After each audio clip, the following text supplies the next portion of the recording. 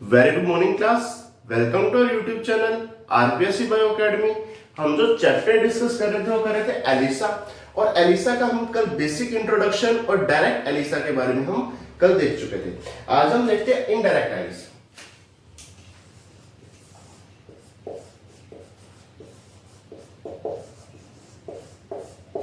Indirect Elisa.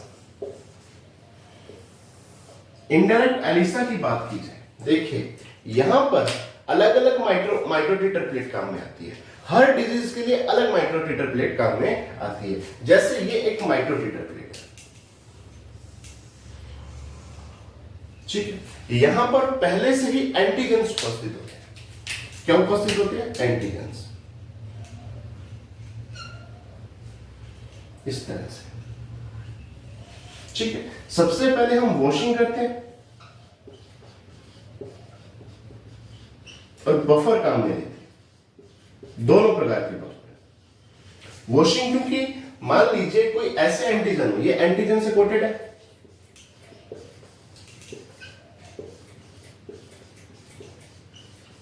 ठीक है। माइक्रोटीटर plate या इन्हें हम वेल्स कहते हैं। माइक्रोटीटर प्लेट में जो वेल्स होते हैं वो एंटीजन से क्या है? कोटेड है। सबसे पहले हमने क्या किया? वॉशिंग की प्रोसेस किया। वॉशिंग में जो एंटीजेंस इस प्रकार से फ्लोटिंग में थे उनको बाहर निकाल दिया, वॉश कर दिया, ठीक है। फिर बफर काम में लिए, जैसे bovine serum albumin, bovine serum albumin, ठीक है। इसने क्या किया कि जो भी यहां पर सरफेस को ब्लॉक कर दिया, सरफेस ब्लॉकिंग बफर था, ठीक है। दूसरा बफर क्या काम में लिया? फॉस्फेट बफर सॉल्यूशन काम में लिया। वो उसने जो ब्लड की पीएच थी उसके बराबर ही पीएच इसको मेंटेन किया, और साथ में जो आयनिक कॉन्सेंट्रेशन ब्लड की होती है वही आयनिक कॉन्सेंट्रेशन यहां पर सेट कर दी। और क्या किया? वॉशिंग किया। वॉशिंग करने के बाद हमने यहां पर क्या किया? यहां पर एंटीजन तो उपस्थित थे, देखो। अब हमने प्राइमरी एंटीबॉडीज डाल दी।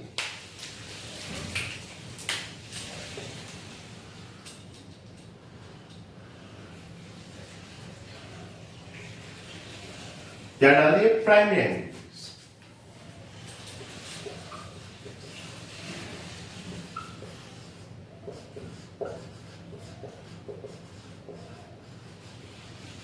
Primary antibody. अगर प्राइमरी एंटीबॉडी की बात की जाए, ये अनलेबल्ड है।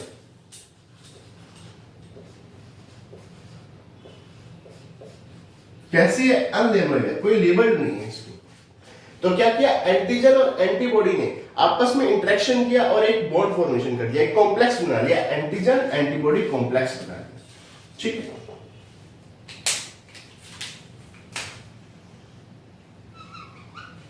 उसके बाद हमने क्या किया? वॉशिंग की क्रिया की। वॉशिंग तो यहां पर लगातार चलती चलेगी। वॉशिंग की प्रोसेस तो यहां पर लगातार ही चलता चलेगा। वॉशिंग से क्या हुआ? जो एंटीबॉडीज ने बॉन्ड नहीं बनाया, जो एंटीबॉडीज ने यहां पर इंटरेक्शन नहीं शो किया, वो यहां से वॉश हो जाएगी, बाहर चली जाएगी, ठीक है। फिर हमने कौन सी एंटीबॉडी यूज की? Secondary antibody.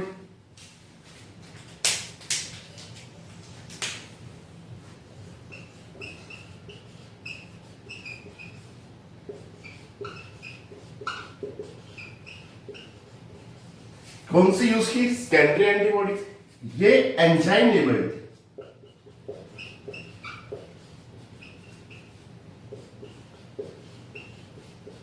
कैसी थी? एंजाइम के साथ लेबल्ड थी। इसको मैं यहां ले देता हूं।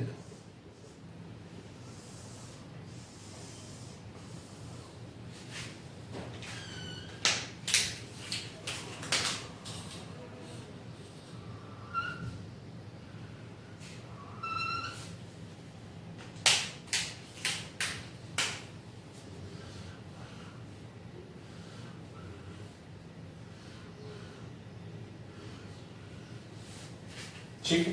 ये प्राइमरी एंटीबॉडी और किसके साथ इंटरेक्शन कर रही है? एंटीजन के साथ। प्राइमरी एंटीबॉडी किसके साथ कॉम्प्लेक्स बना रही है? एंटीजन के साथ। अब यहां पर सेकेंडरी एंटीबॉडी, ये है सेकेंडरी एंटीबॉडी, ये एंजाइम के साथ लेबल्ड है।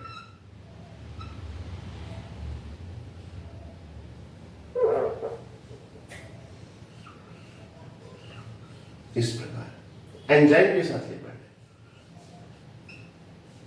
है। यहां पर एंजाइम लेबल्ड एंटीबॉडी एंटीजन के साथ डायरेक्ट अटैच नहीं है, इसीलिए इसे इनडायरेक्ट एलिसा कहते हैं। ठीक है, क्योंकि एंजाइम लेबल्ड एंटीबॉडी एंटीजन के साथ अट्रैक्शन नहीं दिखा रही, यहां पर एंटीजन के साथ डायरेक्ट नहीं जुड़ रही, इसीलिए इसे क्या बोला, इनडायरेक्ट एलिसा बोला। तो यहां पर ड्यूअल एंटीबॉडी काम में आती है।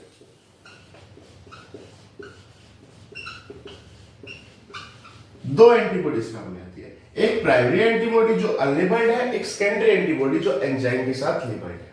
ठीक है, अच्छा सेकेंडरी एंटीबॉडी क्या करेगी, ये एंटीजन एंटीबॉडी कॉम्प्लेक्स को डिटेक्ट, ये डिटेक्ट करेगी कि ये एंटीजन और एंटीबॉडी के बीच में जो कॉम्प्लेक्स है, इसको क्या करेगी, डिटेक्ट करेगी कि एंटीजन और एंटीबॉडी के बीच में बॉन्ड बना है या नहीं बना है। अगर बॉन्ड बना है तो क्या होगा, जैसे ही हम सबस्ट्रेट डालेंगे, हमने क्या डाला, सबस्ट्रेट डाला, सबस्ट्रेट किसमें चेंज हो जाएगा, प्रोडक्ट में, और एंजाइम की रिक्वायरमेंट होगी।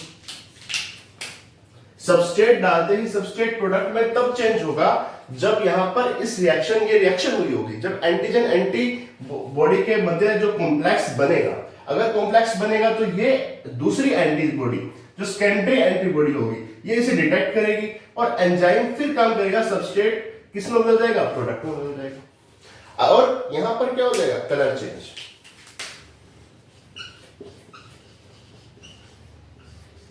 क्या हो जाएगा, कलर चेंज। और कलर चेंज होना इस बात को इंडिकेट करता है कि एंटीजन एंटीबॉडी कॉम्प्लेक्स बना है। अगर एंटीजन एंटीबॉडी कॉम्प्लेक्स नहीं बनता तो कलर चेंज नहीं होगा। जैसे ही कलर चेंज हो गया तो हमने ये क्या बता दिया कि एंटीजन एंटीबॉडी कॉम्प्लेक्स बना है, तो हम उस एंटीजन और उस एंटीबॉडी को डिटेक्ट कर सकते हैं। ठीक है, तो ये आ गया इनडायरेक्ट एलिसा। क्या आ गया, इनडायरेक्ट एलिसा आ गया, जहां पर ड्यूअल एंटीबॉडी यूज होती है। प्राइमरी एंटीबॉडी अनलेबल्ड होती है लेकिन वो एंटीजन के साथ जुड़ती है, सेकेंडरी एंटीबॉडी एंजाइम के साथ लेबल्ड रहती है और वो एंजाइम एंटीबॉडी कॉम्प्लेक्स को डिटेक्ट करती है। ठीक है, ये जो कॉम्प्लेक्स बना है इसको डिटेक्ट कौन करेगा, ये सेकेंडरी एंटीबॉडी करेगी। और किसके साथ लेबल्ड है, एंजाइम के साथ लेबल्ड है। ये एंजाइम सबस्ट्रेट को प्रोडक्ट में चेंज करेगा, जैसे प्रोडक्ट बनेगा कलर चेंज हो जाएगा, और कलर चेंज इस बात को इंडिकेट करेगा कि यहां पर रिएक्शन हो गई है। ठीक है, इसका मतलब जो हम एंटीबॉडी को फाइंड कर रहे थे, जो हम एंटीबॉडी को डिटेक्ट कर रहे थे, वो एंटीबॉडी हमें मिल गई है। ठीक है, और यहां पर अलग अलग माइक्रोटीटर प्लेट काम में आती है अलग अलग डिजीज के लिए। ठीक है, और वो मार्केट से हमें परचेज करनी पड़ती है, और बफर सॉल्यूशन भी उसके साथ ही आते हैं। तो ये होगी इनडायरेक्ट एलिसा। अब इसको थोड़ा सा और देखते हैं।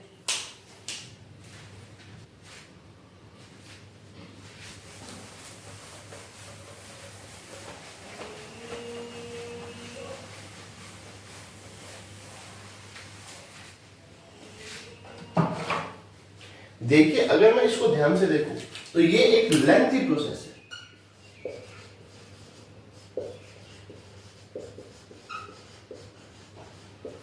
कैसा प्रोसेस है, लेंथी प्रोसेस है। यहां पर एक एक्स्ट्रा स्टेप ऐड हुआ है।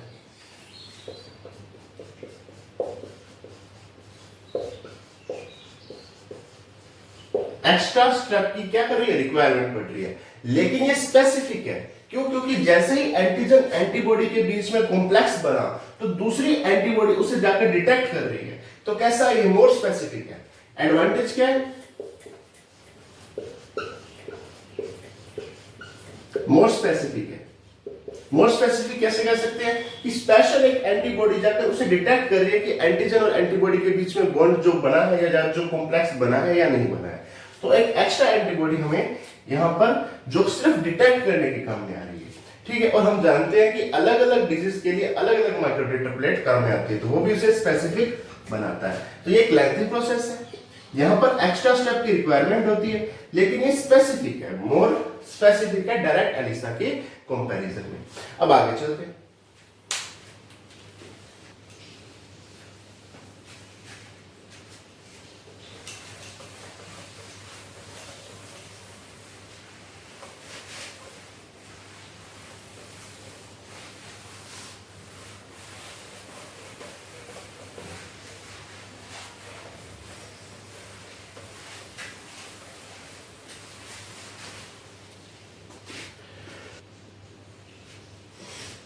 देखिए अब तीसरे प्रकार का एलिसा देखते हैं।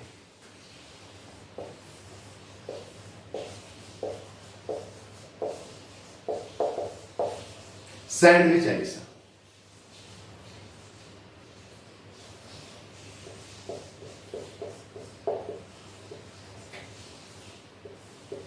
Sandwich ELISA. यहां पर भी दो प्रकार की एंटीबॉडी यूज में होती है, जिसमें पहली एंटीबॉडी है capture antibody.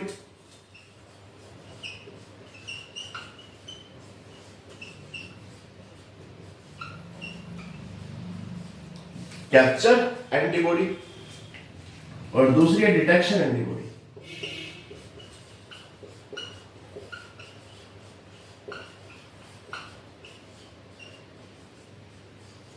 Detection antibody.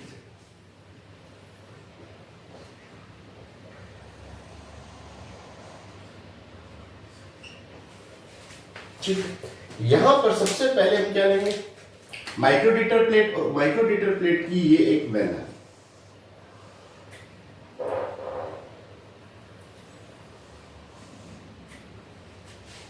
माइक्रोडीटर plate की क्या आ गई, ये एक वेल आ गई। सबसे पहले हम इस वेल को कैप्चर एंटीबॉडी या प्राइमरी एंटीबॉडी से कोट करेंगे। ये है प्राइमरी एंटीबॉडी, या जिसे आप क्या बोल सकते हो, कैप्चर एंटीबॉडी।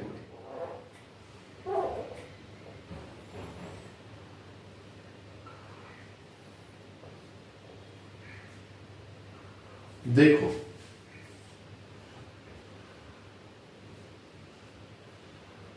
वेल को एंटीबॉडी से भी कोट किया जा सकता है और एंटीजन से भी कोट किया जा सकता है। जैसे यहां पर हम एंटीबॉडी से कोट कर रहे हैं।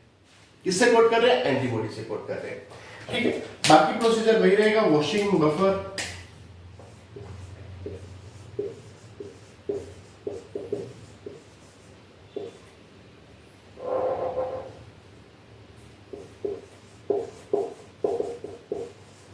देखिए जब हमने इनडायरेक्ट एलिसा पढ़ा था, वहां पर एंटीजन पहले से लगे हुए थे, वहां से पहले से एंटीजन माइक्रोडीटर प्लेट की वेल्स में एंटीजन पहले से उपस्थित थे, तो हमने ब्लड में से क्या निकाली थी, एंटीबॉडी निकाली थी।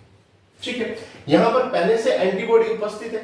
अब हम क्या करेंगे, यहां पर एंटीजन डालेंगे। अब किसको डालेंगे, एंटीजन को। हमें सैंडविच बनाना है ना, तो दोनों तरफ एंटीबॉडी, बीच में एंटीजन आएगा तो सैंडविच बनेगा। तो अब हम क्या डालेंगे, एंटीजन डालेंगे।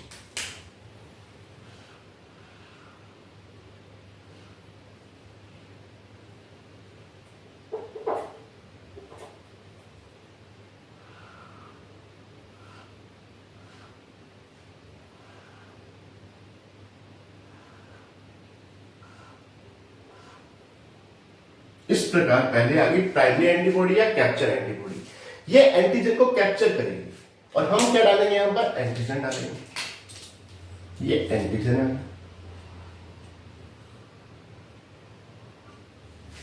क्या आ गया, एंटीजन आ गया। इसके बाद वही वॉशिंग की प्रोसेस।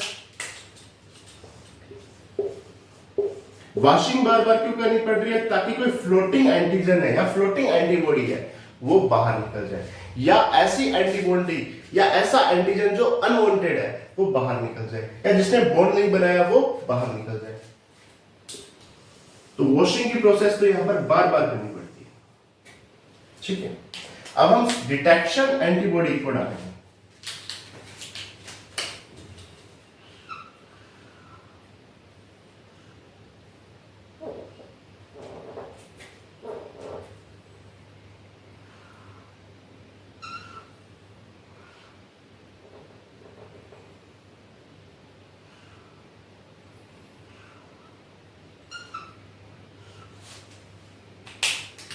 ये एंटीजन,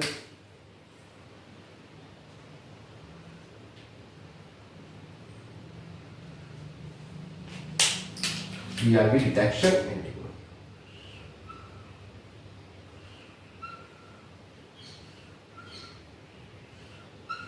और डिटेक्शन एंटीबॉडी के ऊपर एंजाइम लिंक्ड होगा।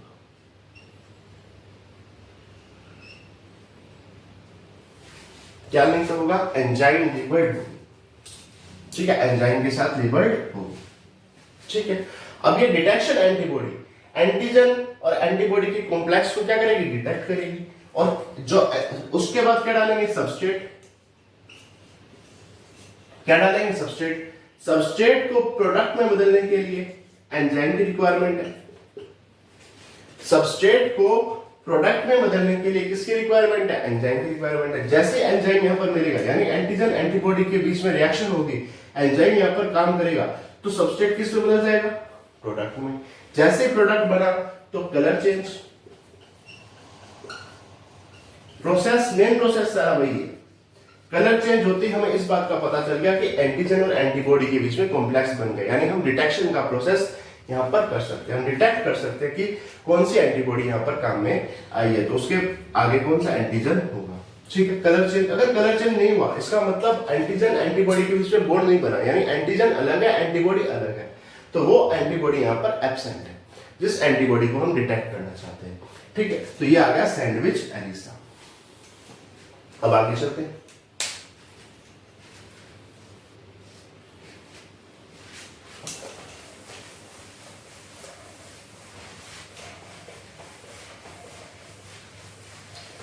देखिए, एक एलिसा और होता है, एक एलिसा होता है नंबर 4 पे कॉम्पिटेटिव।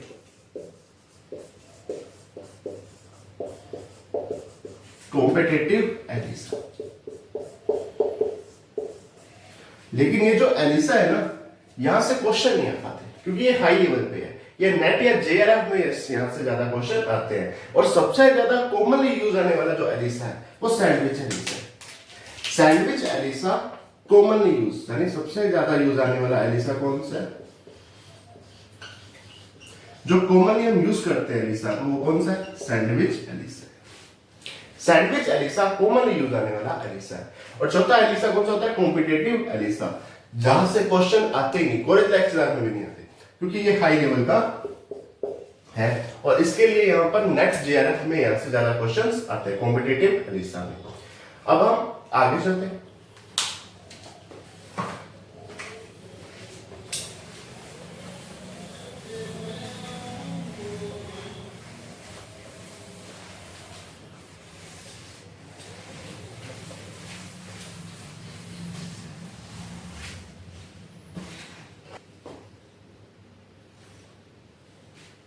देखिए, मैं एंजाइम और सबस्ट्रेट की बात कि कौन कौन से एंजाइम यूज में आते हैं और कौन कौन से सबस्ट्रेट पे वो काम करते हैं। एंजाइम और सबस्ट्रेट की बात की जाए, जैसे पहला एंजाइम है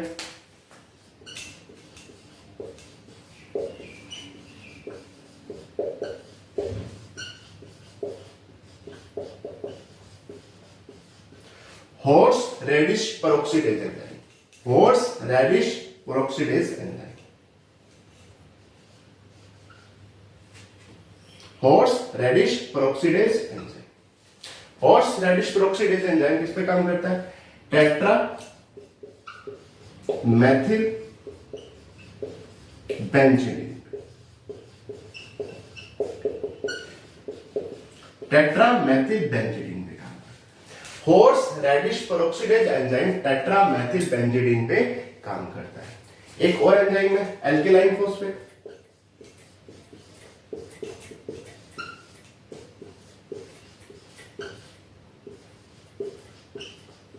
एल्केलाइन फॉस्फेट, एल्केलाइन फॉस्फेट कहां काम करता है, पैरा नाइट्रो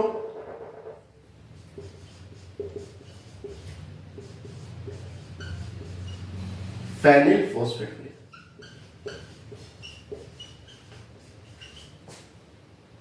देखो यहां पर अगर मैं एंजाइम के रूप में हॉर्स रेडिश पेरोक्सिडेज लूं तो सबस्ट्रेट के रूप में क्या लेना पड़ेगा, टेट्रा मैथिल बेंजीडीन लेना पड़ेगा।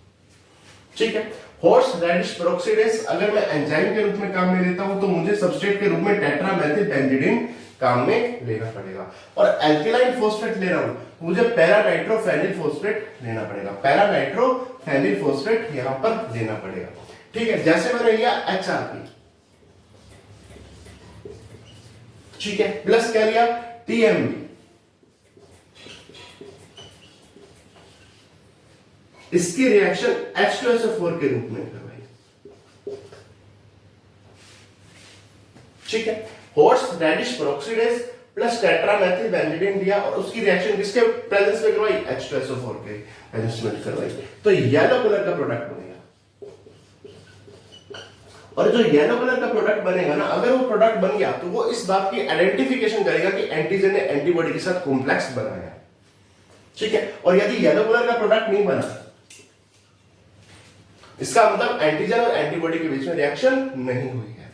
दूसरा अल्किलाइन फॉस्फेट एपी ले लूं प्लस PNPP ले लूं, पैरा नाइट्रोफेनिल फॉस्फेट ले लूं, इसकी रिएक्शन कराने पर भी येलो प्रोडक्ट बनेगा। अगर येलो प्रोडक्ट बन रहा है, इसका मतलब एंटीजन और एंटीबॉडी के बीच में कॉम्प्लेक्स बन गया।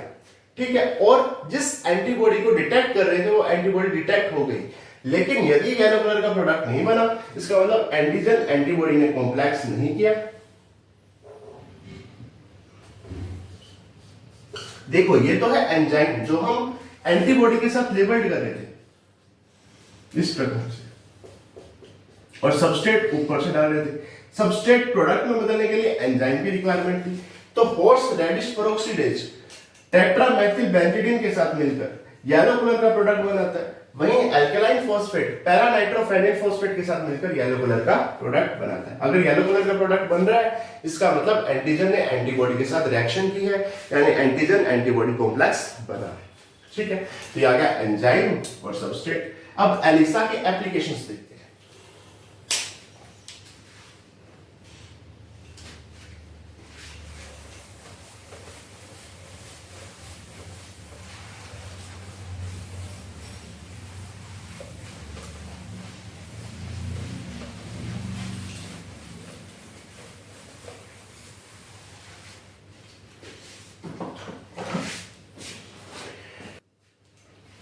देखिए, यदि मैं एलिसा के एप्लीकेशन की बात करूं,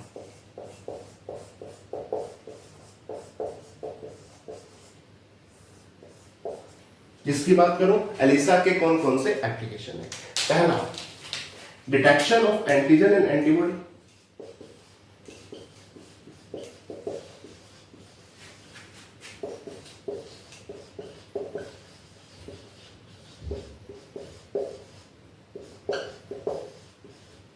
एंटीजन और एंटीबॉडी का डिटेक्शन करना। दूसरा, फूड एलर्जन का डिटेक्शन करना।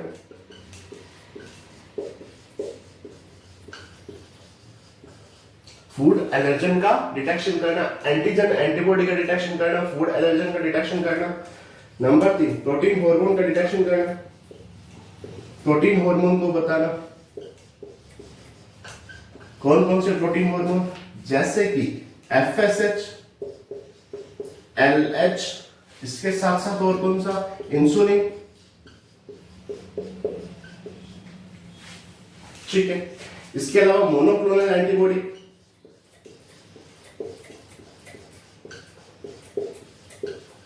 मोनोक्लोनल एंटीबॉडी का पता लगाना, मोनोक्लोनल एंटीबॉडी का डिटेक्शन करना।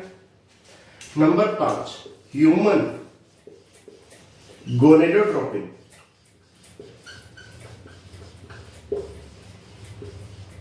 हार्मोन का पता लगाना। ह्यूमन गोनेडोट्रोपिन हार्मोन ये तभी यूरिन में आएगा जब प्रेगनेंसी होगी, या यूं कहूं तो प्रेगनेंसी का पता लगाना। ह्यूमन गोनेडोट्रोपिन हार्मोन तभी यूरिन में आएगा जब क्या होगी? प्रेगनेंसी होगी। तो इसका मतलब प्रेगनेंसी का पता लगाना। ठीक है, इसके अलावा डिजीज जैसे हेपेटाइटिस,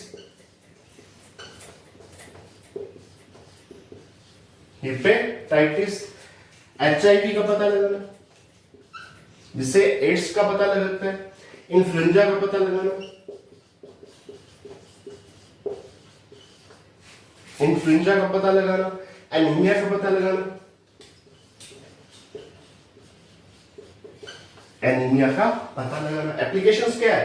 एंटीजन और एंटीबॉडी का डिटेक्शन करना, फूड एलर्जन का डिटेक्शन करना, प्रोटीन हार्मोन जैसे FSH, LH या इंसुलिन का पता लगाना, मोनोक्लोनल एंटीबॉडी का पता लगाना, ह्यूमन गोनेडोट्रोपिन हार्मोन जो प्रेगनेंसी को बताता है उसका पता लगा रहा है, यानी इससे प्रेगनेंसी को बताया जा सकता है कि प्रेगनेंसी है या नहीं है। Hepatitis virus, HIV virus, influenza virus या एनीमिया को यहाँ पर डिटेक्ट किया जाता है। तो ये आगे एलिसा की एप्लीकेशंस। Thank you.